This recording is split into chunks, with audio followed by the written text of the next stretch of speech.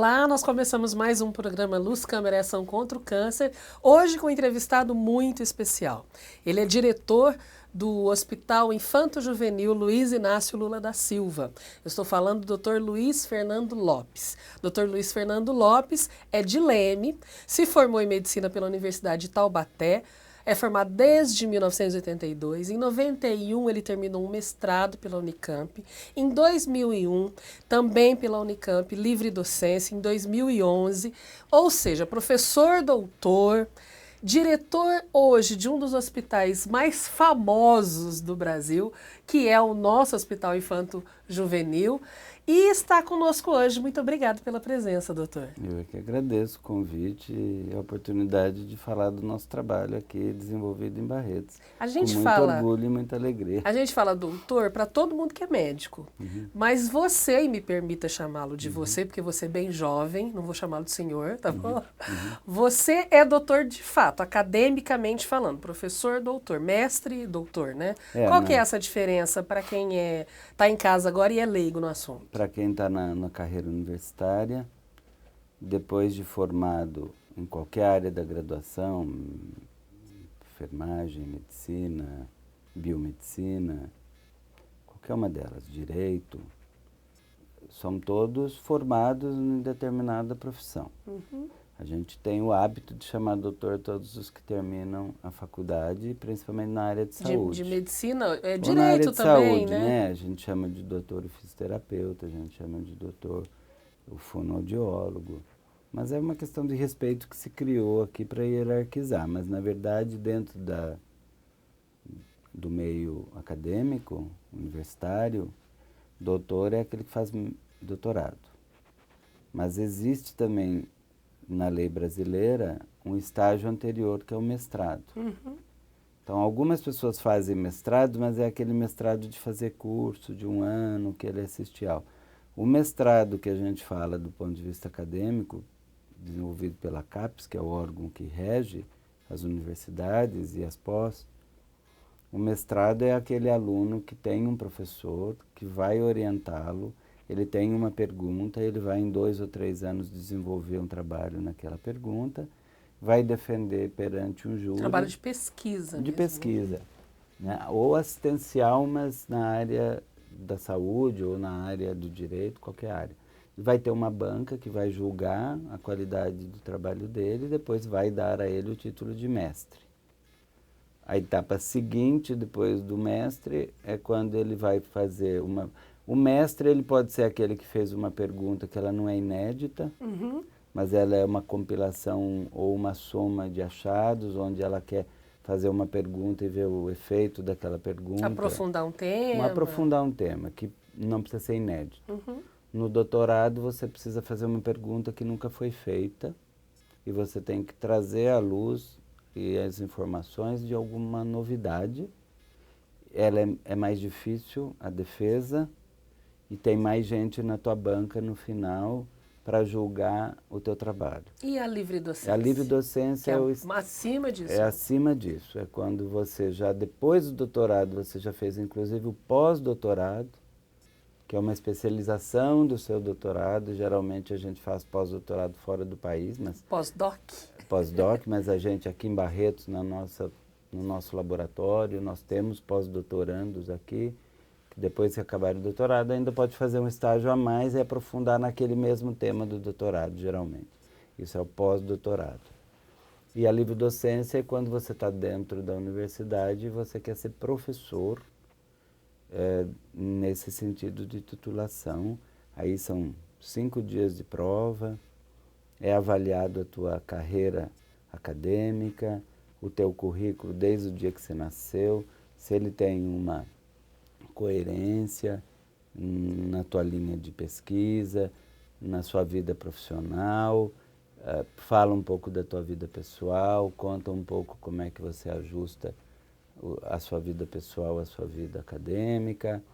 Tem uma prova de didática, onde você tem que mostrar para os professores que estão te julgando, e aí são 6 professores de 6 diferentes universidades com títulos máximos, ou são... É uma prova de fogo mesmo. É uma prova de fogo. E tem a prova prática, tem a prova escrita eles te dão 30 temas e na véspera eles sorteiam um e você vai ter que ficar fechado numa sala por 5 horas, sem livro, sem internet, sem nada, e você tem que escrever sobre aquele tema que você sorteou. E cada prova tem um peso, o teu currículo tem um peso, a tua entrevista pessoal outra, a tua didática outra, a prova escrita outra, e assim vai. E você vai ser aprovado ou não, e aí você tem o título de professor doutor, que é o que a gente chama de livre docência. Você que é o seu título desde 2011. Desde A gente gosta pela de, USP. a gente gosta de falar isso, não é nem para falar, olha, ele é o máximo, mas é para dizer que o Hospital de Câncer de Barretos investe em profissionais que têm uma formação além da convencional, da comum.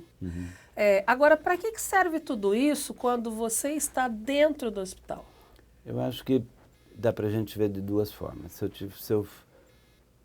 eu decidisse ficar dentro da USP, que foi onde eu fiz a minha livre docência, para dentro do departamento de pediatria, dentro da oncologia, eu seria um professor doutor na USP para os alunos da graduação ou da pós-graduação. Para Barretos, significa que quanto mais titulação você tem, na hora que você vai pedir auxílio financeiro para fazer um projeto de pesquisa, essa titulação conta muito na hora de você ter o sucesso ou não de ter o recurso. Então, muitas coisas das pesquisas que a gente desenvolve aqui, a gente tem as maquinarias, mas se eu tenho que pedir um aluno de doutorado e ele precisa de uma bolsa, o orientador que está orientando aquele aluno, o currículo dele pesa muito para quem vai julgar se aquele aluno é merecedor ou não da bolsa. Esse é um ponto. O segundo ponto é que, como nós também temos pós-graduação aqui, nós também orientamos mestrandos, doutorandos, pós-doutorandos. Quanto mais titulados forem os professores da pós aqui dentro, mais benefícios a gente tem, por exemplo, as revistas científicas mais importantes do mundo, elas têm acesso restrito, você tem que ter senhas. Então, quanto mais professores titulados após tiver, mais revistas nós temos, mais acessos a gente tem. Mais o mundo te olha com seriedade. E acho que, assim, você consegue mostrar para o meio acadêmico internacional de que você está dentro do meio de professores titulados, que sabem e que passaram por uma trajetória acadêmica, que tem um rigor científico na hora de julgar um trabalho, na hora de julgar um aluno, na hora de selecionar um aluno, na hora de trazer outra pessoa para trabalhar aqui dentro. Então, existe um rigor técnico que você já foi submetido a todas essas coisas. Esses processos. E que você sabe julgar também quem é que está chegando, quem é que vai trabalhar com você, quem é que vai desenvolver parte do estudo da qual você... Isso se reflete imediatamente na qualidade. Tudo. Agora uma pergunta. Em 2011 você terminou aí a sua livre docência, poderia ter ficado dentro da USP, certamente recebeu o convite, Sim. porque é uma área ainda carente de profissionais tão bem abalizados, né, academicamente, mas falou, não, vou para Barretos. Por quê, hein? Ai, porque a sopinha que dão às 10 horas da manhã para os pobrezinhos que chegam de madrugada com fome. É por isso mesmo? É por isso É por causa mesmo. da humanização mesmo? Eu acho que o laboratório que o André me mostrou quando ele me convidou para vir para cá já era melhor do que o que eu tinha em Londres até 2010, porque eu fiquei lá 3 anos. E já era melhor do que o laboratório que eu tinha na Alemanha em 2006. E ele realmente pesou para mostrar que se eu viesse eu teria estrutura para trabalhar com qualidade.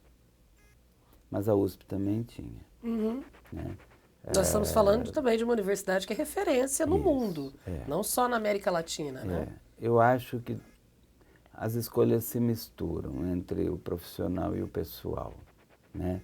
Assim, eu sou filho de pessoas muito humildes, né? Então, eu sei também avaliar dentro da minha família as pessoas que lutam dia a dia para ter saúde digna, com qualidade, e quanto isso é difícil, né? E eu passei por uma série de experiências pessoais e de família onde eu sei o que é duro precisar de uma saúde digna e não ter o dinheiro. Então, acho que no meu caso, eu tenho uma coisa que eu sou nascido no interior e eu fiquei ali até 16 anos. Embora quisesse sair dali com 10, eu já infernizava a vida do meu pai com 10, ele só permitiu com 16, mas eu não sabia que eu tinha tanta coisa do interior dentro de mim, né? E eu cheguei aqui, parecia que eu nunca tinha vivido 30 e poucos anos fora do interior. E fora do Brasil também, né? Assim, eu estava vindo de Londres, passei um estágio entre Londres e Barretos, que foi Leme, porque eu vim cuidar da minha mãe na fase terminal da vida dela, mas, assim, nem em Leme, cuidando dela, mas Leme, eu estava tão focado no cuidado de ser filho, né, e com mãe morrendo, que eu não percebia a cidade, eu percebia o problema e a situação que eu vivia ali e a circunstância que eu estava. Aqui não, aqui eu vim como um médico que sabia avaliar o que eu tinha vivido fora do país, o que eu tinha vivido em São Paulo tantos anos, o que tinha pela frente para me oferecer na USP, ou voltar para a Inglaterra, mas quando você soma tudo, não tinha como dizer não. Mas eu quero saber dessa história melhor. A história do menino do interior que ganhou o mundo e voltou para o interior. Você também quer saber essa história? Fique com a gente. Nós vamos para o intervalo e voltamos já já.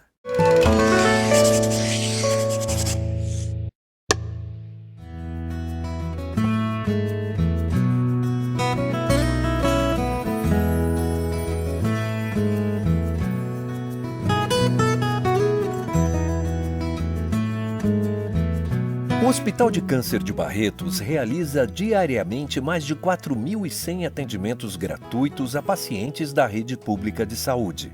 Por conta de um déficit operacional mensal que ultrapassa a casa dos 5 milhões de reais, a instituição organiza várias ações na tentativa de cobrir essa dívida. Os leilões realizados em centenas de cidades do país em prol do hospital são um ótimo exemplo de meios de captação de recursos gerenciados por pessoas da sociedade que acreditam no trabalho do HCB. Todos os anos, os chamados coordenadores de leilões se reúnem em Barretos para uma confraternização especial. No evento, eles podem mostrar o trabalho realizado, esclarecer dúvidas, comemorar os feitos, trocar experiências e ainda discutir as diretrizes para novos projetos. No último dia 8, ocorreu a 17ª edição do encontro, reunindo mais de 700 pessoas de todo o Brasil. Luiz Antônio Zardini, gerente de captação de recursos, falou sobre a importância da ação. É tão importante que as pessoas dizem assim, quando me contam, Zardini, como é que vai o nosso hospital?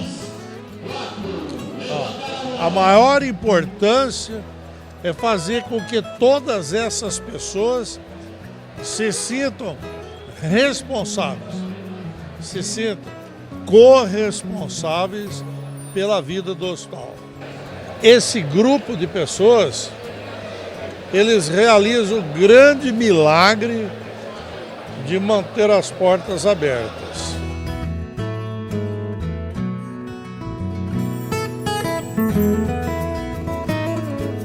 Silésia Pereira Gomes, coordenadora de leilões da cidade paulista de Américo de Campos, também comentou sobre sua experiência como coordenadora.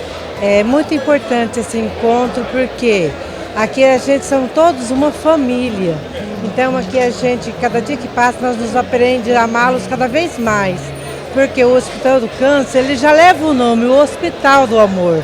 Então, lá nós plantamos, colhemos e distribuímos amor. Então isso faz parte da minha vida. E por aí também, porque eu já estive passada pelo hospital com a minha filha, com câncer, um sobrinho com câncer e minha filha, graças a Deus, teve a honra e a glória de ter a cura, né? Eu agradeço a Deus em primeiro lugar, mas depois ao hospital. Então eu só tenho que agradecer e parabenizá-lo por esse trabalho e ter a honra de hoje ser uma coordenadora de 19 anos. É com muito orgulho que eu faço esse trabalho e com muito amor. E nós voltamos hoje com uma entrevista muito especial do Dr. Luiz Fernando Lopes. Ele é diretor do Hospital de Câncer Infanto-Juvenil Luiz Inácio Lula da Silva. A gente estava falando da sua vinda para Barretos, do seu reencontro com o interior e resgate do menino do interior dentro de você. E aí, na prática, se confirmou toda essa expectativa? Eu acho que ela foi melhor do que a expectativa, porque eu tinha muito medo de não me adaptar de volta numa cidade pequena, porque eu também tenho as minhas vontades pessoais que estão ligadas à cidade grande, né? Eu estou muito focado, sempre fui, à música clássica, né? Então eu fujo um fim de semana por mês para São Paulo para assistir os concertos. E eu achei que essa carência seria maior e que eu teria mais dificuldade de conviver fora desses grandes centros que eu já morei, mas nada disso.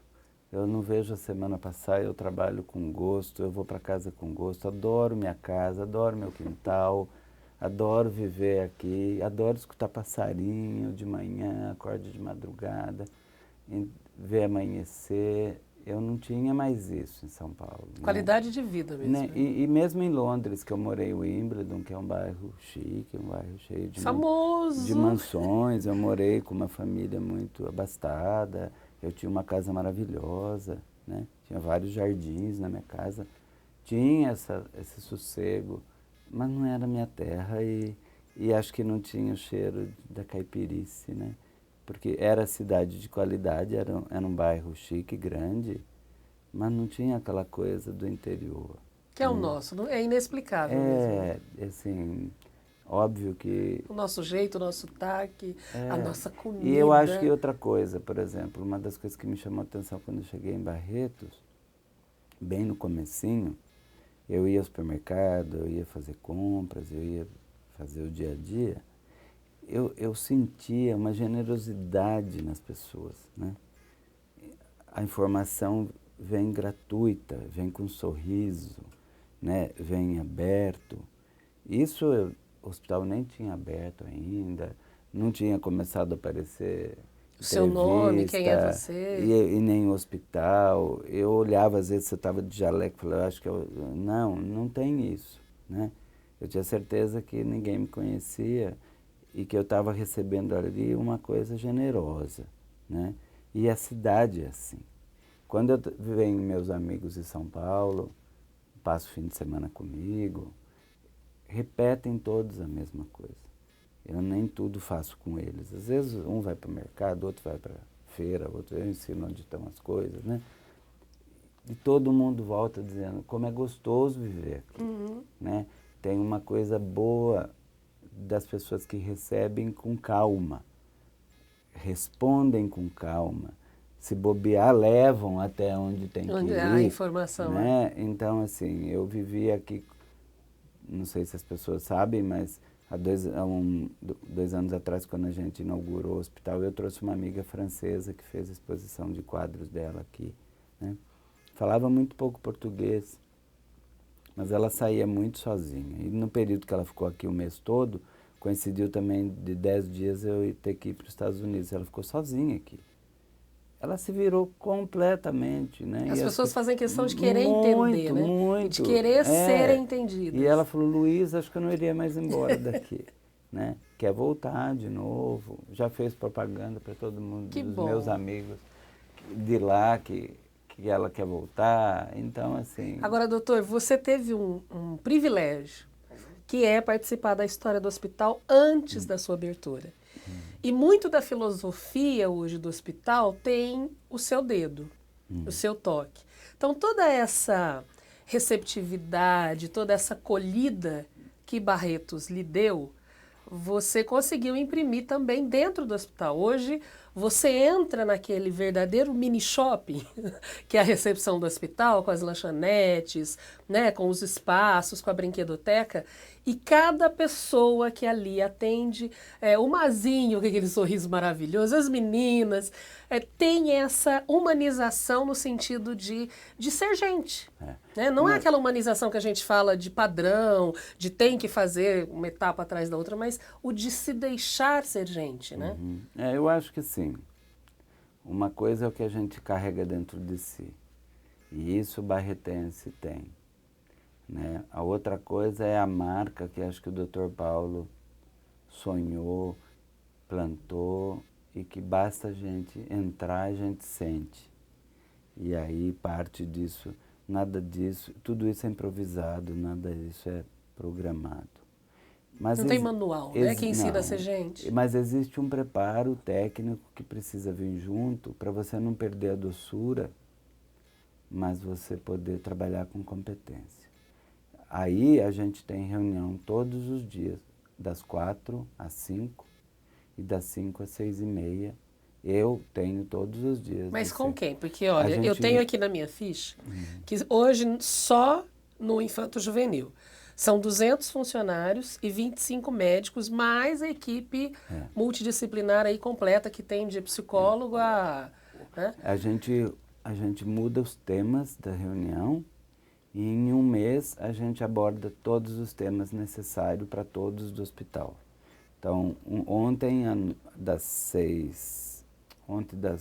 4 às 5, nós sentamos com os coordenadores de área, médicos e enfermeiros, para resolver situações administrativas, por exemplo. Práticas. Eu tenho 11 equipes lá dentro. Transplante, centro cirúrgico, UTI, ambulatório, quimioterapia ambulatorial, são 11 equipes. Então tinha 11 médicos e 11 enfermeiros, cada um do seu setor, radiologia, né, imagem. E ali, cada terça, nós discutimos um segmento, os índices, o que nós temos para melhorar, o que nós estamos com problema, onde a gente pode chegar, etc. Acabou aquela reunião às 5, a residente que está no 2º ano, ontem foi o dia dela mostrar os óbitos do mês. Nós tivemos 6 óbitos no mês de outubro. E a gente discute. Discutir o quê? Nos óbitos? Porque é uma relação de nomes, digamos assim, Não, friamente. Não, cada um ali que estava naquela reunião, entre enfermeiros, médicos e outros profissionais, conviveram com aquela criança meses ou anos. Então, o que a gente queria saber se era esperado aquele óbito. Se ela chegou para a gente numa situação de diagnóstico avançado, que a gente tinha dentro da nossa expectativa esperava que fosse um óbito ou uma cura. Se teve alguma surpresa no meio do caminho. Se faltou alguma assistência para aquele pai, para aquela mãe. Se aquela criança morreu de dia ou de madrugada. Se foi de madrugada, quem acolheu aquele pai? Do ponto de vista técnico, se foi para UTI, se o respirador entrou na hora certa. Se o medicamento chegou na hora certa. Então, a gente discute desde a humanização do cuidado... Até detalhes. Até detalhes do momento que morreu, até o detalhe técnico do que poderá ser melhorado se uma outra criança passar pela mesma situação. E aí quem está nessa? São os líderes também? Não, aí todos. Todo mundo. Os residentes que vêm para ficar 3 anos conosco, para aprender oncologia conosco, os enfermeiros de todos os setores, os médicos contratados da pediatria, e a reunião é aberta. E todo mundo ali está preparado para, por exemplo, acolher um pai e uma mãe numa hora dessa? Não, mas a gente, por exemplo, dentro dessas reuniões que eu te disse que em um mês a gente cobre tudo, nós também cobrimos todas as crianças novas que chegam no mês. Que a gente está recebendo de 35 a 40 crianças novas por mês. A gente conhece todas elas. De onde vieram, que exame nós pedimos, o que o residente e o médico contratado que atendeu pensou em relação àquela doença, que exames ele pediu, qual é o resultado que saiu daquele exame e como ele planejou o tratamento. E dentro da nossa equipe é dividida aquele que estuda mais cérebro, aquele que estuda mais osso, aquele que Depende de onde. Depende, porque a gente também tem que se especializar dentro da nossa área, porque as novidades são diárias. E porque também tem enfermeiros que precisam crescer dentro de algumas áreas para que eles possam também dar melhor assistência junto com o médico para aquela situação. E aí vão os biólogos e os biomédicos que estão na pesquisa, vão para algumas reuniões. Eu tenho reunião de leucemias, eu tenho reunião de tumor ósseo, eu tenho reunião de tumor cerebral. E aí varia dentro da reunião as pessoas que estão dentro da reunião. Nós assistimos um filme por mês, onde a gente escolhe filmes, onde a gente sabe que a gente precisa amadurecer a equipe. Nós temos, por exemplo, uma reunião por mês, que são os cuidadores do amor, onde a gente chama todos os funcionários da hotelaria, todos os funcionários da recepção, todos aqueles que não são da área da saúde médica, mas que é aquela faxineira que foi lá limpar o quarto na hora que aquela criança estava morrendo. E que foi ela que deu o abraço para aquela mãe. Doutor, é muito assunto. Eu quero saber um pouquinho melhor, porque quando a gente está falando de câncer, e câncer em crianças, câncer em adolescentes, a gente está falando de óbitos também, de crianças e de adolescentes. E esse assunto eu preciso voltar no próximo bloco. Fique com a gente, vai valer a pena. A gente volta já já.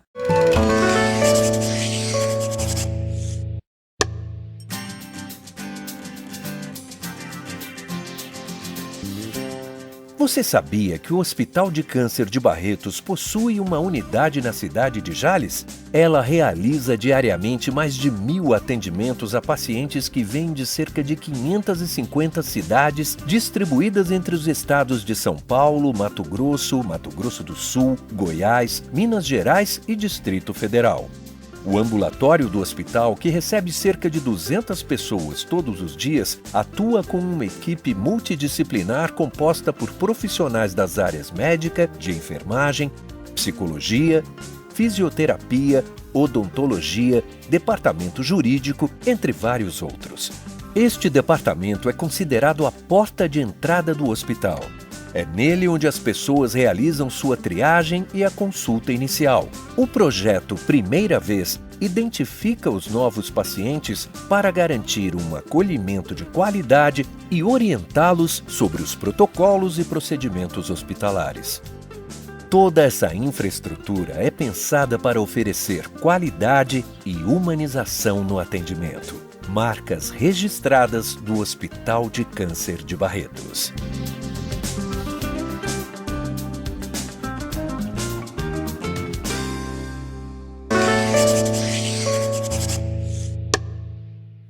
Nós voltamos, o programa hoje está muito emocionante, afinal de contas a gente está falando de câncer, especificamente do tratamento para crianças e adolescentes, porque nós estamos aqui com o diretor do Hospital Infanto Juvenil, Dr. Luiz Fernando Lopes. Então, Luiz, nós estávamos falando exatamente disso, que há óbitos, né? Que não é sempre que a gente consegue tratar esse câncer em tempo.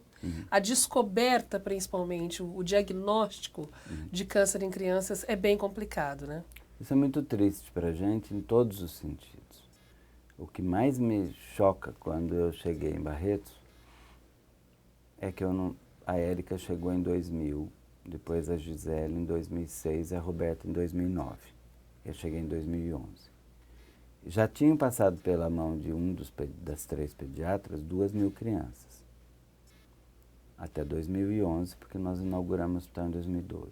Quase 3.000 crianças. A primeira coisa que eu fiz quando eu cheguei foi parar para analisar todos esses casos, quem estava vivo, quem estava morto, quem tinha chegado com muita doença e quem tinha chegado com pouca doença, quem tinha chegado com atraso diagnóstico, quem tinha chegado rapidamente. E qual a conclusão? Muito triste. A gente tem mais de 50% das crianças que chegam a Barretos com muita doença e que poderiam ter chegado meses antes.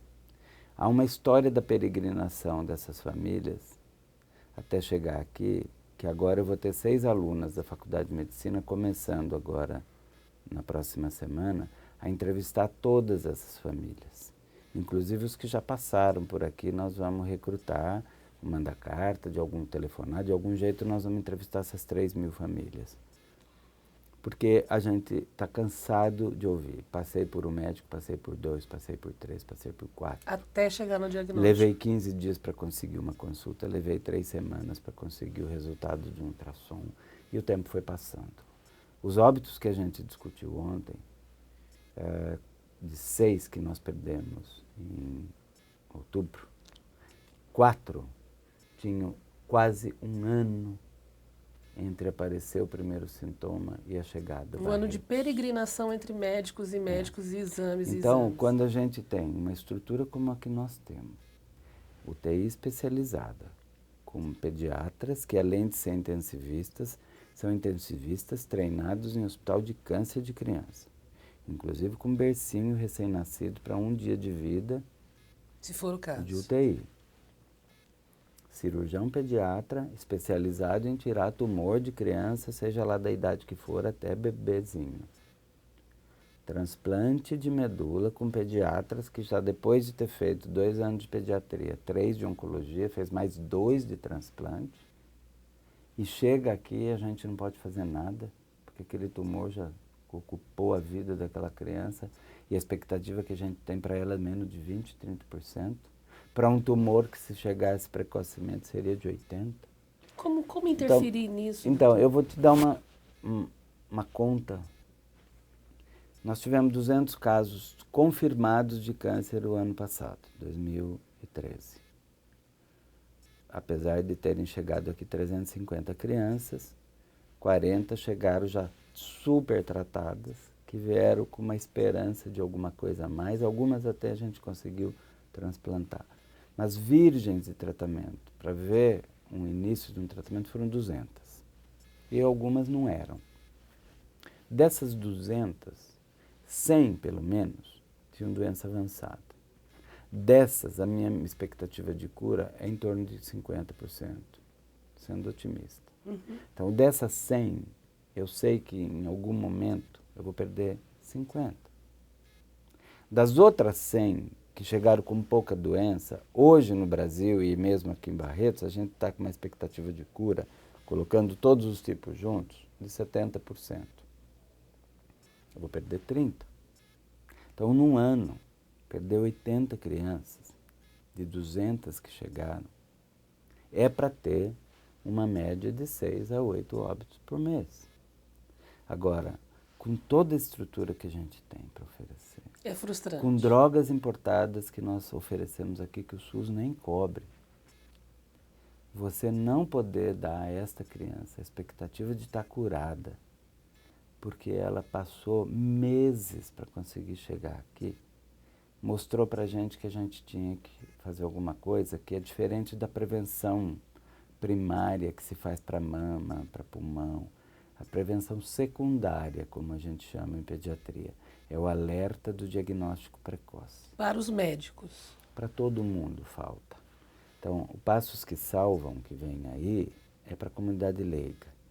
No dia que eles estão caminhando, além deles trazerem recurso financeiro quando eles compram a camiseta, nós damos ali folhetins explicativos de como as doenças se manifestam no início e como elas podem confundir com outras. Para aquela mãe que está em casa, para aquela professora que está com a criança, né? Para o leigo. Esses mesmos municípios que caminharam conosco, em março, ficam 2 dias e meio com a gente e todas as áreas da pediatria são cobertas. Como é que faz diagnóstico precoce de tumor ósseo? Como é que faz diagnóstico precoce de tumor ginecológico? Como é que faz diagnóstico precoce de tumor cerebral? Então, a gente faz o pediatra e o agente comunitário ou o médico daquela cidade, que ele pode não ser pediatra, mas ele pode estar lá no posto de saúde. Faz ele olhar aquela criança com o olhar daquilo que ele não aprendeu na faculdade, mas que é aquilo que às vezes ele tem diante dele, para que ele não erre e para que ele encaminhe rápido. Então, o Passos que Salvam é para o leigo, é para o médico e é para o agente comunitário de uma forma total. E tem uma história cultural aí que a interferência é mais nesse lado cultural, que antigamente não se falava a palavra câncer, eu costumo dizer isso bastante no programa. Agora, câncer em criança é uma coisa que nem os pais querem pensar nessa possibilidade. Então, mas nós temos números assustadores. Então, é interferir na cultura mesmo, né? Inclusive nos preconceitos dessa sociedade. Acho que de todas as formas. A gente teve em 2012, 12.500 novas crianças no Brasil. 200 mil crianças no mundo. 80% dessas 200 mil estão em países em desenvolvimento. Então, não é que dá câncer mais em pobre do que rico. Nós temos 80% dos países mais pobres e menos de 20% dos países ricos. Ali, nessa gama de países, tem de tudo. Tem aquele que nem tem o especialista. Tem aquele que tem o especialista e não tem o médico. Tem aquele que tem o especialista e o médico, mas não tem o equipamento, né? Então, a variabilidade também de chance de cura vai variar de acordo com o que aquele país oferece e aquele hospital oferece. Tudo bem, sabemos disso, precisamos melhorar.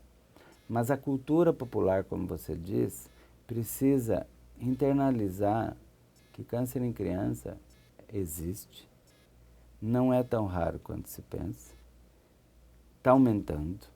Nós vamos ter 30% a mais de crianças afetadas com câncer até 2020. É muita criança, né? Mas quando diagnosticado cedo, tem cura. Se você disser que cada 100 indivíduos, 95 é adulto, eu vou dizer a verdade. Menos de 5% são crianças. Então isso é pouco? Não é pouco, não é pouco. 12 mil crianças no país, que só 6 mil conseguiram chegar no centro de tratamento, tem 6 mil crianças morrendo de câncer, sem saber que tem câncer, ou sendo tratados na mão de médicos, de adulto, que não estão habilitados para oferecer a cura para aquela criança. São só 5 centros que têm mais de 200 crianças por ano. Mas é preciso dizer que tem cura, né, doutor? 90% das leucemias, se chegarem cedo, nos Estados Unidos chega a 95%. Quando a gente consegue ver biologicamente que aquela leucemia não precisa ser tão agredida, porque ela é uma leucemia mais fácil de tratar, 95% de chance de cura. Nós temos linfomas, mais 90% de chance de cura. Temos alguns tumores de ovário, de testículo e outras localizações que chegam na taxa dos 90%. Então, a gente tem uma meta que, se todos chegassem com pouca doença, a nossa meta, misturando todos os tumores juntos, é pelo menos 85% de chance de cura. É muito. E está chegando quase a 95, 98% para alguns tipos de leucemia. E é isso que a gente quer bater. Isso frustra a gente quando você vê uma criança que chega com tanta doença e que você vai olhar a genética daquela leucemia e você vê, essa criança ela não está assim porque aquela genética confere uma marca ruim de má resposta ao tratamento. Ela está assim... Porque o tempo passou. Porque ela atrasou para chegar. O tempo passou. E é isso que a gente quer ressaltar. O câncer, em criança principalmente, tem cura, desde que diagnosticado precocemente. Agora, como é que é esse diagnóstico? A gente volta no próximo bloco para falar especialmente do Passo que Salva, que acontece no dia 23 de novembro, e que é um alerta geral para isso. A gente volta já já.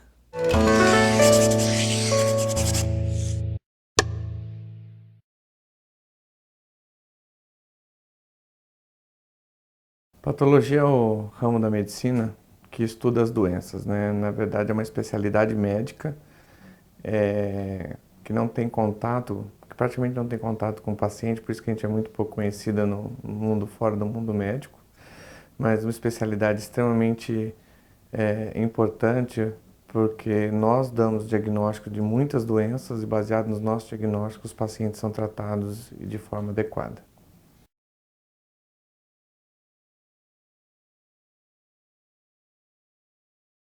O exame anatomopatológico é um estudo dos tecidos que o anátomo de anatomia, né, patológico de doença, a gente, a partir do conhecimento do normal, a gente sabe o que está alterado, né? Então a gente tem todo um conhecimento normal para saber o que está alterado E esse exame anatomopatológico, ele é realizado com fragmentos de tecido da pessoa. Pode ser um fragmento bem pequenininho, que a gente costuma chamar isso de uma biópsia, ou pode ser a retirada de toda uma lesão, que a gente chama de uma ressecção, né, ou exerese de um tumor ou de um órgão, o que for, uma ressecção. Então, baseado nisso, a gente observa macroscopicamente, que é o primeiro passo do exame, é descrever o que a gente recebeu, o material que nós recebemos, o médico. Depois, a gente seleciona áreas que estão macroscopicamente, ou seja, visualmente alteradas, para que essas áreas virem lâminas depois. Então, essas áreas vão... O tecido que a gente tirar desses pedacinhos vão passar por um processamento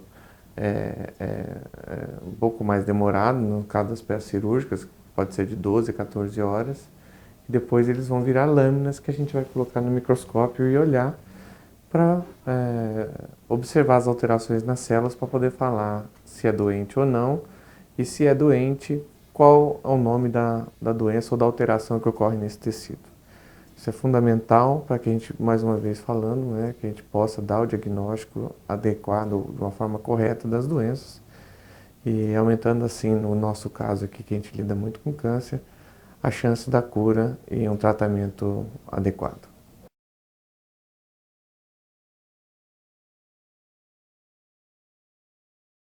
Então, a importância do exame, fora, lógico, o básico, que é o diagnóstico correto. Ninguém trata uma doença sem saber o que ela é. Um diagnóstico errado quer dizer tratamento errado, menor chance de sobrevida, né, ou um malefício para o paciente, que é tudo que a gente não quer fazer. Mas ainda, além de classificar as doenças, né, o nosso exame também, dentro da patologia, mas não só no anatomopatológico, mas com outras ferramentas que nós temos também, como estudo imunistoquímico e estudos moleculares, nós podemos fornecer informações para o oncologista ou para o cirurgião para que ou aumente o grau de ressecção da lesão, ou a gente informa nós damos muitas informações acerca de fatores preditivos e prognósticos.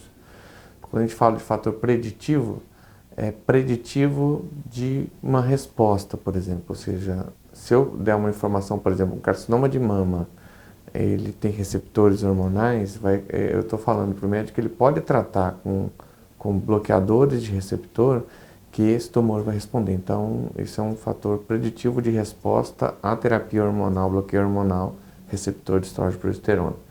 Também a gente dá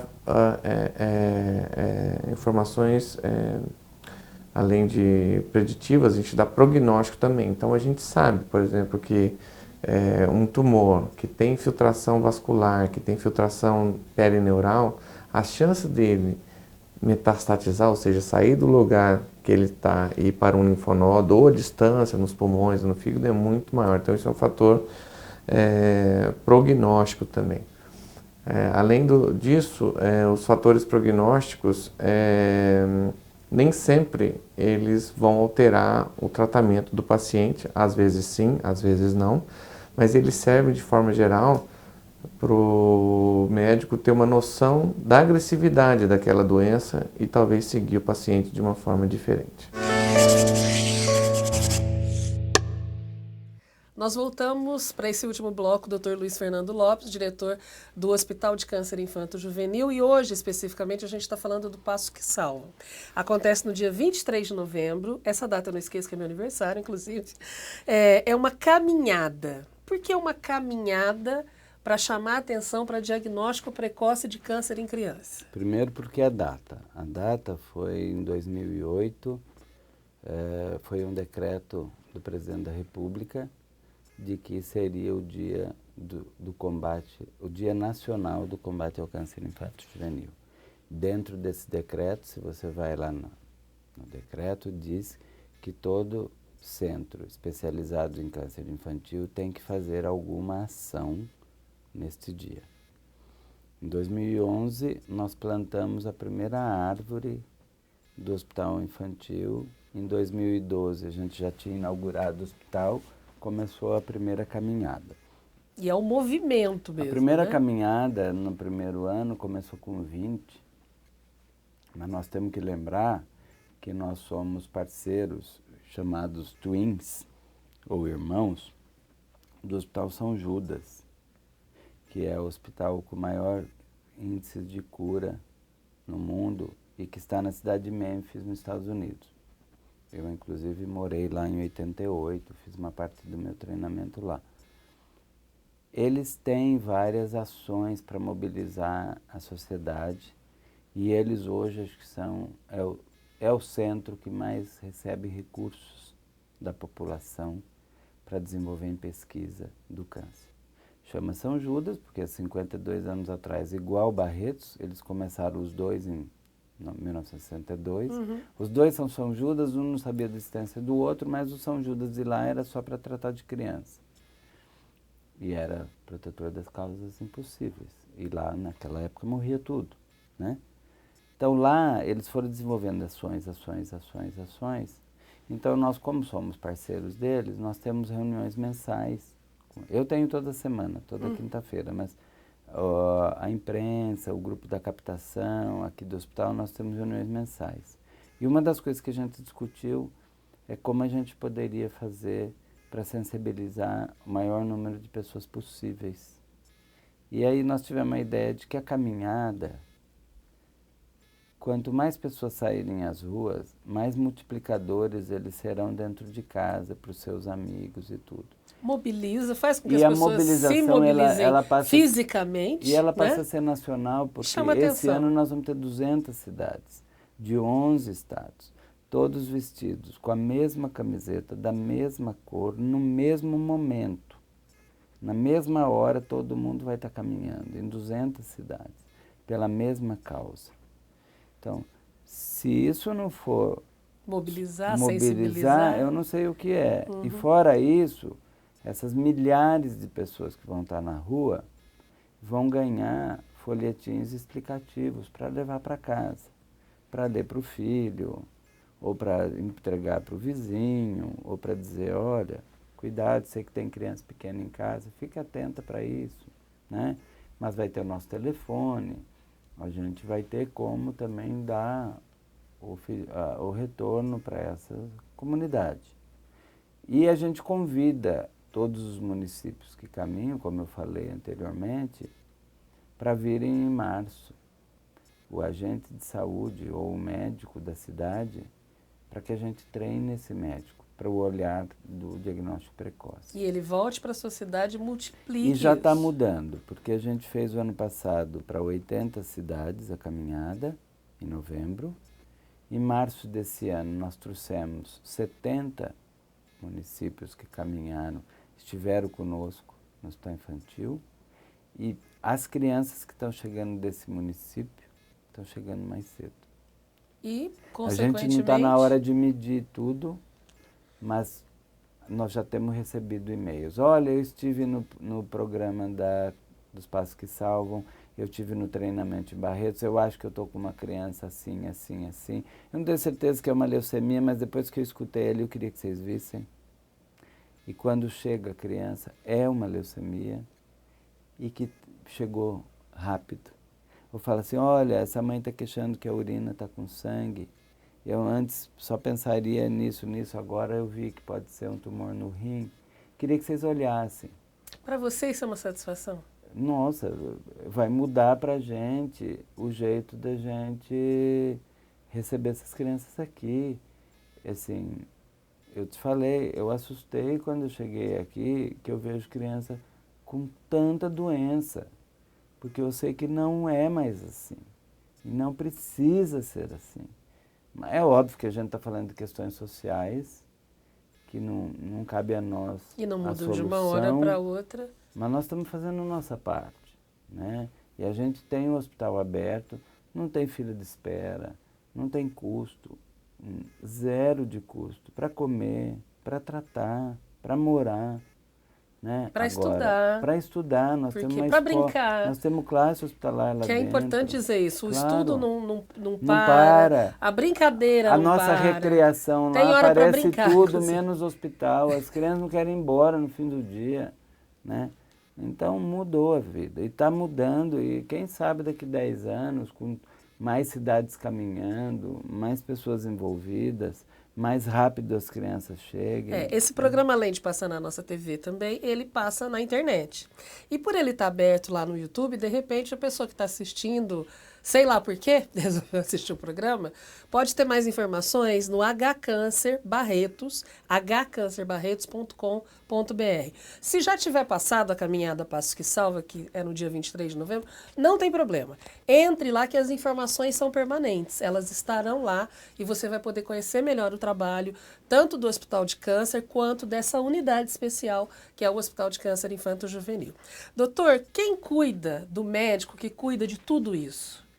Um diretor de um hospital que tem tantos óbitos infantis, que lida com isso tão de perto, com famílias que perdem bebês, que perdem crianças, quem cuida de você? Como é que você trabalha isso na sua vida? Os meus anjos da guarda, o São Judas, né? Eu acho que o sofrimento me ensinou a não perder a doçura e não deixar de cuidar com o mesmo jeito que eu cuidava há 30 anos atrás.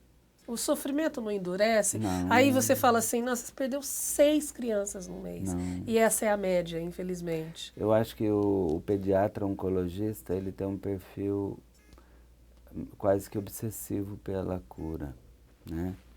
E, de alguma forma, é quase da nossa... parece exagero falar assim, mas eu vejo mais os meus colegas de trabalho e mais as crianças que eu cuido do que minha família, né? Então, já virou uma verdade na minha vida isso, né? E virou uma meta. 30 anos depois, eu acho que eu não tenho mais aquele olhar de estudante de achar que eu queria ser um cientista e que eu queria estudar para ser alguma coisa. Não é assim mais. Eu acho que hoje eu olho para trás e falo assim, você fez o que tinha para fazer e você fez porque você tinha essa missão para fazer, né? E você está fazendo porque alguém te colocou ali para fazer aquilo. Jamais pude imaginar que eu viesse parar em Barretos, jamais pudesse imaginar que eu fosse ter um desafio na minha vida. Eu que sempre gostei de estudar, ter um hospital para dirigir, porque tem questões administrativas que são distantes do meu perfil cientista, né? Uhum. Mas eu sei que eu tenho 30 anos de profissão nessa área e que eu passei por tantos problemas, que eu sei que eu posso ajudar essa diretoria, que eu respeito tanto, que é a Fundação Pio XII. E né? quando uma criança vai embora para casa e Nossa. vem agradecer e o cabelinho já está nascendo? E sexta-feira que eu vou dançar com a minha paciente que com 2 aninhos quase morreu, ficou 50 dias no UTI porque ela teve uma pancreatite, uma complicação de uma químio, numa leucemia. E sexta-feira ela se forma médica em Botucatu. Ela foi sua paciente? Ela foi minha pacientinha com 2 aninhos. E você vai na formatura Na dela? última dose, das 8 doses, a gente sabia que podia dar um diabetes ou uma pancreatite. Na 8ª dose, ela teve uma pancreatite grave. Eu estava com viagem marcada naquele dia à noite para os Estados Unidos. Ela chegou vomitando grave, foi para a UTI direto. Eu não tinha coragem de dizer para ela e para a mãe que à noite eu ia embora e ia ficar uma semana fora. Eu me despedi dela... Sem saber. Quase que imaginando que eu não ia vê-la mais.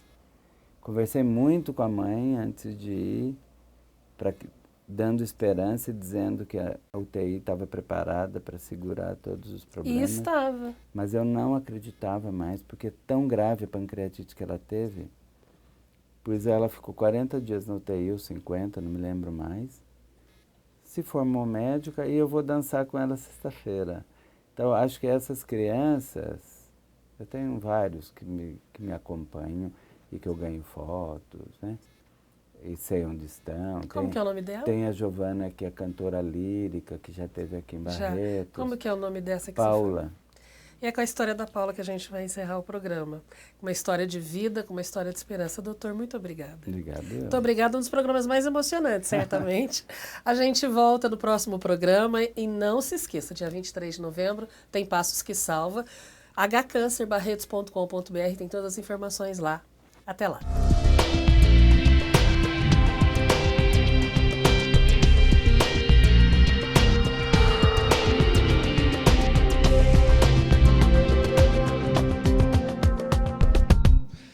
Olá, estamos mais uma vez com vocês com o quadro Trocando Ciência em Miúdos. E a gente tem como convidada aqui a Isabela Brunetti, ela que está no 2º ano de Ciências Biológicas aqui da Unifeb, está fazendo a sua iniciação científica aqui no Hospital de Câncer de Barretos. Olá, Isabela, tudo bem? Tudo bem, gostaria de agradecer a oportunidade de estar podendo falar um pouquinho sobre o meu projeto. O que você está fazendo exatamente no seu projeto de iniciação científica, Isabela? Bom, no meu projeto eu vou avaliar o perfil de metilação dos trabalhadores rurais que estão expostos aos agrotóxicos diariamente. Vai estudar a metilação, interessante, mas traduz lá para o pessoal de casa, o que é a metilação exatamente? O que isso causa para o ser humano? A metilação, na verdade, ela é um processo natural do nosso corpo que ocorre dentro da molécula de DNA que fica na nossa célula. E essa metilação ela pode vir futuramente a desligar alguns genes do nosso corpo e pode causar algumas doenças, como, por exemplo, câncer. Então, quer dizer que por esses processos então, de metilação, o gene ele pode se desligar, não funcionar e provocar câncer. E você quer estudar isso exatamente nos trabalhadores rurais. Por quê? Esses trabalhadores eles estão expostos a um longo período da vida com esses agrotóxicos que possuem produtos químicos tóxicos que podem ser prejudiciais à saúde. Então eu vou avaliar a exposição deles para ver se com o passar desse tempo, nessa exposição, eles podem vir a desenvolver um câncer preferencialmente de pulmão, que é a parte de inalação que esse trabalhador está mais exposto.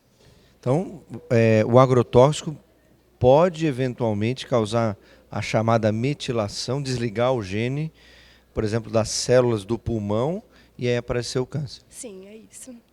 E como é que você vai fazer esse estudo exatamente? Você está indo no campo, entrevistando esses trabalhadores? Como é que é o seu estudo? Conta pra gente. Esses trabalhadores vão passar por uma série de entrevistas e eu vou estar coletando a saliva e o sangue desses trabalhadores para poder estar extraindo a molécula de DNA. De prontificação, esses trabalhadores vão ser convocados para uma retirada desse material biológico. E com isso eles já realizam a entrevista e logo após já são liberados. Quantos trabalhadores você deve incluir no seu estudo, que você deve estudar o sangue e a saliva deles? Eu vou estar estudando 51 trabalhadores e vou comparar com 51 grupo administrativo, para conseguir avaliar se tem a diferença de metilação entre os grupos. Ah, entendi. Então você quer dizer que você pretende estudar essa metilação tanto nos trabalhadores rurais, quanto no pessoal que não está exposto ao agrotóxico, e aí você quer comparar um com o outro. Isso, perfeitamente. E também vou estar realizando alguns ensaios em células in vitro, dentro do laboratório, para também avaliar se essa célula ocorre modificação, para estar comprovando a exposição desses trabalhadores. Puxa, muito interessante seu estudo. E você acha que você termina o seu estudo quando? Quando é que a gente vai ter resultados já disso? O meu estudo está marcado para terminar em julho do ano que vem, mas até o começo de fevereiro, pelo menos as células in vitro, eu já vou ter resultado e já vou estar começando a minha coleta com os trabalhadores rurais. Ok, parabéns aí pelo seu estudo, muito obrigado. É isso aí, o Hospital de Câncer de Barretos fazendo pesquisa com os alunos da graduação, das faculdades, aí para trazer benefício também para os trabalhadores e para os pacientes que estão aqui no Hospital de Câncer de Barretos. Espero vocês na próxima semana. Até lá.